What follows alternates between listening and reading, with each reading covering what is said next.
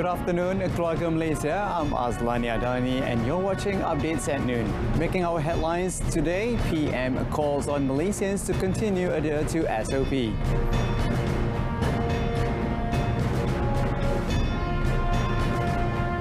And vaccines for children will no longer be free after pickets end.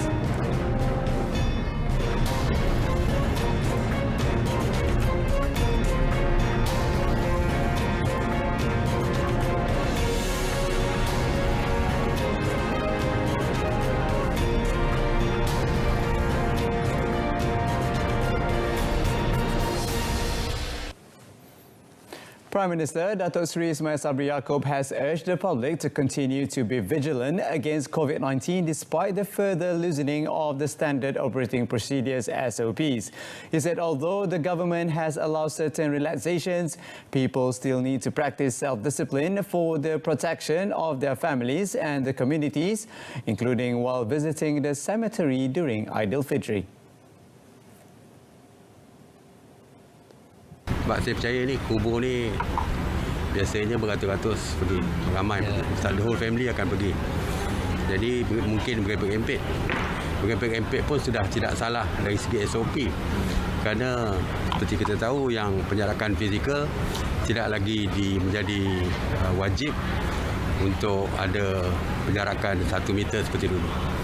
Sembahyang Aidilfitri, solat Aidilfitri sudah pun seperti biasa, tidak ada sekatan halangan dari segi penjarakan, tapi masih perlu memakai pelitup muka. Jadi sebab itulah saya kata tadi, walaupun pelonggaran semakin banyak diberikan, tetapi jangan kita menganggap bahawa tidak ada bahaya lagi di sekeliling kita, kerana COVID masih lagi ada di sekeliling kita. Cuma seperti yang kita umumkan dulu bahawa kita tiada pilihan selain daripada hidup bersama COVID di sekeliling kita. Ya, tapi masih lagi perlu berhati-hati. Health Minister Khairi Jamaluddin yesterday announced the relaxation of several COVID-19 control and preventive measures from 1st May, with the wearing of face masks in outdoor settings and open areas no longer compulsory but optional, while the MySejahtera QR code scan is no longer mandatory for check-ins. Parents or guardians will have to pay for their children's vaccinations once the National COVID-19 Immunisation Program for Children pickets ends on 15th May. Health Minister Khairi Jamaluddin said the COVID-19 Immunisation Task Force for Children announced that the first dose given under pickets would only be distributed until 15th May, and the government would not offer it after that, as the low demand for the vaccine could result in high wastage. As such, the minister urged all parents to register their children for vaccination before the stipulated deadline.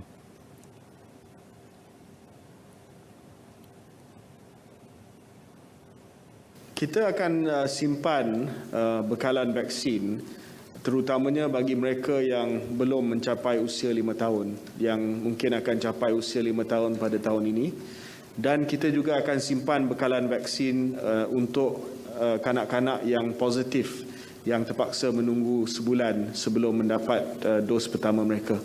Tetapi bagi yang lain, this is the deadline lah. Ini adalah tarikh yang terakhir dan kita tak mampu untuk panjangkan tarikh tersebut sebab ini juga ada kaitan dengan tarikh luput vaksin, penghantaran daripada pengeluar dan juga usaha kita untuk memperolehi lebih banyak lagi ubat antiviral. Khairi said children that failed to get their first dose before 15th May could receive the vaccine at any paid vaccination centre, adding that they would be given the Sinovac vaccine. In another development, Khairi revealed that travellers under 3 categories are no longer required to undergo COVID-19 tests before departing to Malaysia and upon arrival, effective 1st May. According to the Health Minister, they include fully vaccinated individuals aged 13 and above, individuals who had contracted COVID-19 within 6 to 60 days from the date of recovery before departing to Malaysia, and individuals aged 12 and below, irrespective of their vaccination status. He further explained that the policy applies to all kinds of travellers, including Hajj and Umrah pilgrims, as well as foreign workers. Semua pengembara masih perlu mengemukakan traveller's card yang dipaparkan dalam aplikasi MySejahtera semasa ketibaan di pintu masuk antarabangsa. Khairi added that Hajj and Umrah pilgrims are required to take the COVID-19 vaccine booster shot before travelling to the Holy Land. Prime Minister Datuk Seri Ismail Sabri Yaakob has instructed the Kuala Lumpur City Hall DBKL to immediately use its existing resources to overcome the problem of flash floods that occurred in the capital recently. Without disclosing the amount of funds required, Federal Territories Minister Datuk Seri Dr. Shahidan Kasim said the Prime Minister wanted, among others, to optimise the DBKL's emergency fund for the purpose. According to Datuk Seri Dr. Shahidan, the funds would be used for short-term and long-term planning, including studies and mitigation concepts for flash floods in Kuala Lumpur to minimise the impact of urbanisation on the environment and balance the social, economic and environmental impacts. He further said among the plans were to identify flood hotspots and existing drainage systems that did not have the capacity to channel rainwater, as well as formulate conceptual mitigation solutions for the hotspots.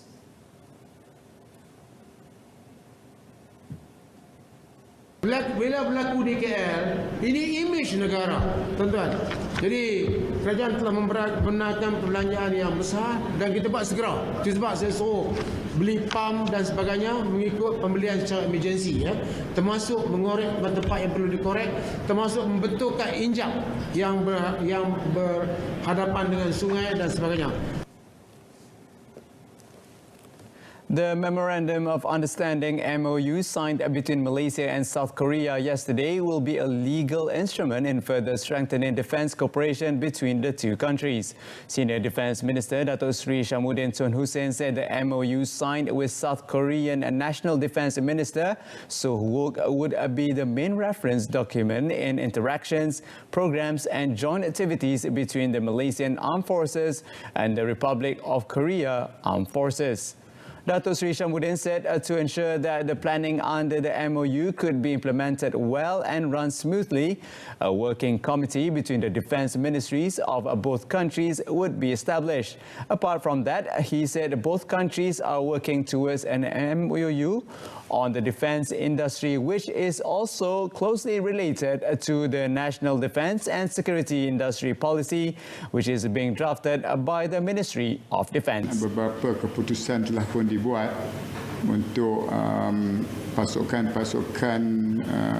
pakar-pakar daripada Korea akan membantu kita melihat kepada dasar perindustrian pertahanan kita, melihat kepada keperluan aset-aset kita dan perkara yang berhubung kait dengan cyber security.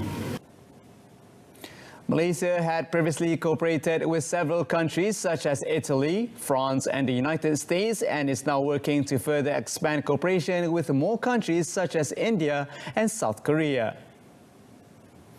The Royal Malaysian Navy, TLDM, has urged the government for the procurement of the second batch of littoral mission ships, LMS, to be given immediate approval this year for the preservation of the country's interests and sovereignty.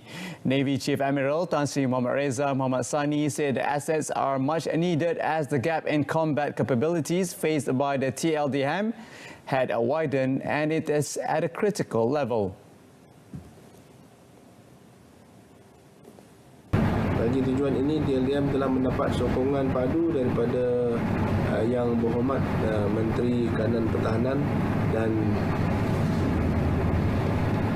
justru sebenarnya sambutan Hari TLDM ke-88 ini, saya bagi pihak seluruh warga TLDM memohon kepada kerajaan agar perolehan ini dapat diberi kelulusan segera demi memelihara kepentingan dan kedaulatan negara.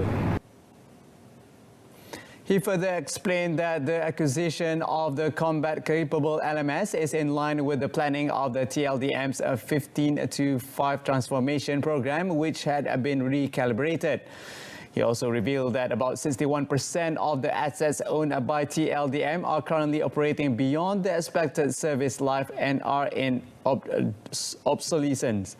Therefore, he said TLDM is very committed to the capacity development plan, but it needs to be modified and realigned due to the existing challenges, including the delay of the littoral combat ship construction projects as well as other acquisitions.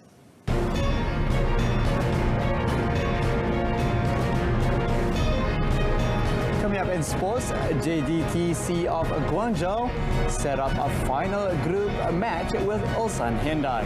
That and more after this. We begin with Asian Football Confederation Champions League race. Bersin da Silva scored twice from the spot to steer Johor Darul Takzim to a 2-0 win over Guangzhou in the return leg of their Group I tie at the Sultan Ibrahim Stadium last night. Both teams were going on the offensive mode right from the first whistle. However, it was JDT who shot ahead when they were awarded a penalty in the 16th minute when Bersin was fouled by Feng Yifan. Bersin slotted home from the spot to make it a 1-0 lead over the 8-time China Super League champions. Guangzhou, under the guidance of coach Pang Yong-he, seemed to struggle to find their rhythm and were packed back by an attacking-minded JDT. It wasn't until a minute before the final whistle that Benjamin Mora's men managed to make it 2-0 when they were again awarded a penalty kick after Ramadan Saifullah was fouled by Shade Siha Kejiang. Bersin duly converted from the spot. Following the win, JDT find themselves in second spot in the 4-team standings with 10 points. Ulsan Hyundai top the rankings, also with 10 points but with a better goal difference. Earlier, Ulsan Hyundai notched their third win in 5 outings when they edged Kawasaki Fontrale 3-2 at the Tan Sri Dato' Haji Hassan Yunus Stadium in Larkin.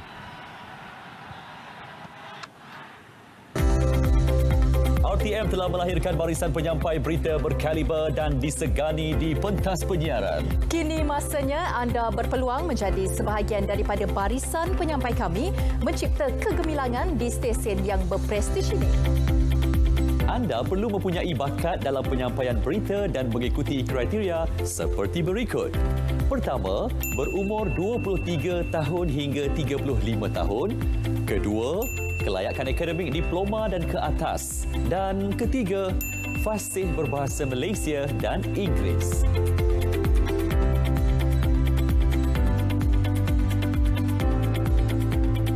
Hantarkan rakaman video anda menyampaikan berita, gambar terbaru dan resume ke email bestnewsaudition@gmail.com sebelum 15 Mei 2022.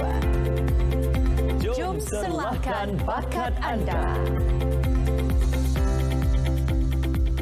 And that's all the time we have for today. Our headlines this afternoon: PM calls on Malaysians to continue adhere to SOP despite relaxation.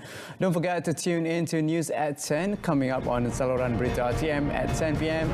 My name is Azlan Yadani. Salam keluarga Malaysia and goodbye for now.